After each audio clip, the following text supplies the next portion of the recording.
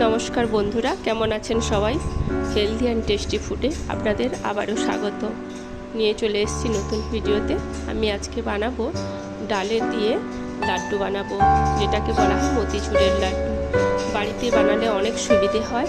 কেউ বেশি মিষ্টি খেতে ভালোবাসে, কিংবা কেউ কম মিষ্টি খেতে ভালোবাসে, কিংবা কেউ চিনি খান না। আপনারা এটা গুড় দিয়েও বানাতে পারেন, তালের গুড় কিংবা খেজুর গুড়, যে যেটা পছন্দ করেন। বাড়িতে বানালে অনেক সুবিধে, ভীষণ হেলদি হয়।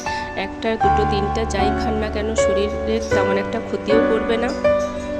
আমি তো এখানে 6-7 ঘন্টা ডাল ভিজিয়ে রেখেছিলাম। 100 গ্রাম ডাল নিয়েছিলাম, সেটাকে আমি পেস্ট করে নিয়েছি হালকা জল দিয়ে।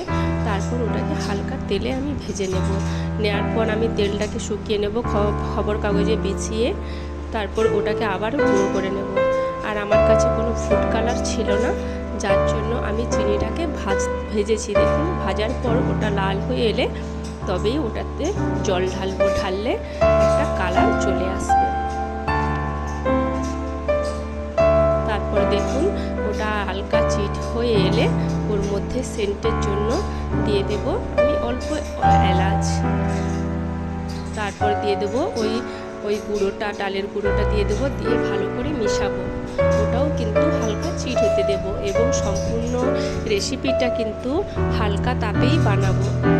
তারপর ওটা হয়ে এলে, আমার বাড়িতে অল্প চালমগজ ছিল, আপনারা চাইলে একটু বেশিও দিতে পারেন, কিন্তু কম হয়ে গেছে। হালকা তাপে অনেকক্ষণ কিন্তু নাড়তে হবে। তারপর দেখুন, আমি একটা দেখে নিলাম ওটা চিট হয়েছে, কিন্তু চিট হয়নি। আবারও একটু নাড়তে থাকলাম। তারপর হালকা চিট হতে, খুব বেশি চিট করব না, তাহলে লাড্ডু কিন্তু শক্ত হয়ে যাবে। হালকা চিট হতেই ওটাতে থালাতে ঢেলে নিয়ে ঠান্ডা হতেই আমি হাতে জল লাগিয়ে নিয়েছি। তারপর আমি গোল গোল করে ডেলা করে নিয়েছি। দেখুন কত সুন্দর হয়েছে, দেখতেও সুন্দর, খেতেও কিন্তু খুব সুন্দর হয়েছে।